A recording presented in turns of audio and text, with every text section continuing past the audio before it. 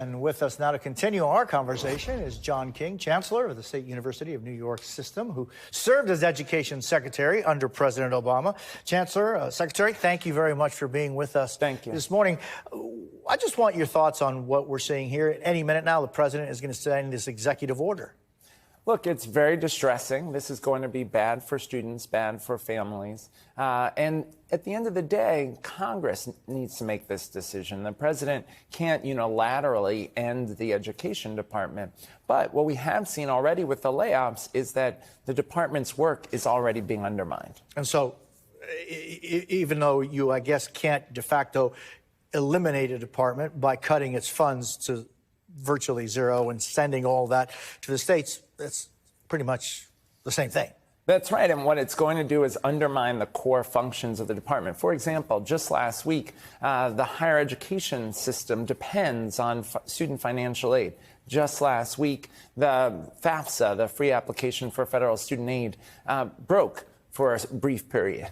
Now, they would have been able to get it fixed more quickly if the people they called were actually still at work, but they were laid off as part of the department's huge cuts. They've cut in half the number of people that work at the department. On X just the other day, you wrote, quote, "Tearing down the Department of Education will prevent generations of students from pursuing the American dream." What did you mean by that? Look, we have more than 80 million Americans who depend on the Pell Grant program, the student loan program, to access higher education, their path to economic opportunity. For us at SUNY, half of our entering students rely on Pell Grants to go to college.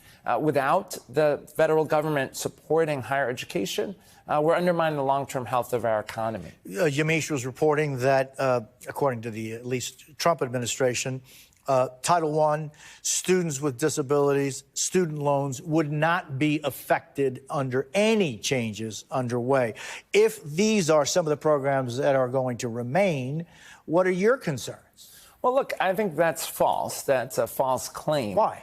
Because the people who do that work are already being laid off. One of the core functions of the department is civil rights enforcement. When folks have a child with a disability who isn't getting their services, the department is the place you go to file a complaint. They got more than 20,000 complaints last year, but the layoffs targeted those very offices. Who's going to respond to those complaints? So when they say they won't touch those programs, I think that's actually being quite disingenuous. You were Secretary of Education for the final years of President Obama's presidency. What were, you think, your biggest successes, and what were some of the things that you felt were your biggest frustrations? Yeah.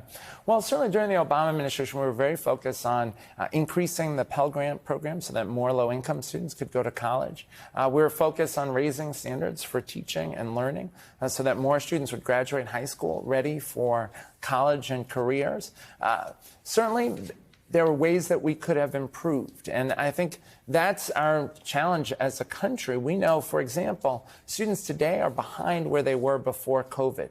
We should be having a national conversation about what we need to do to help students catch up.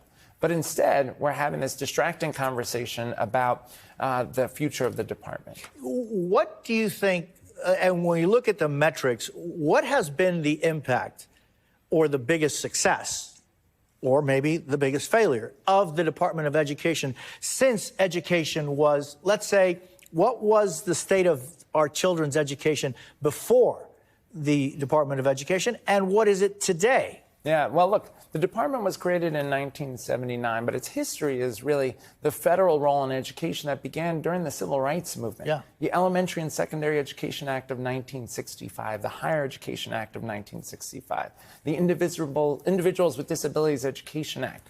Those are separate from the Department of Education. Yes, but it's the department that is responsible for implementing them. And those laws expanded the circle of opportunity.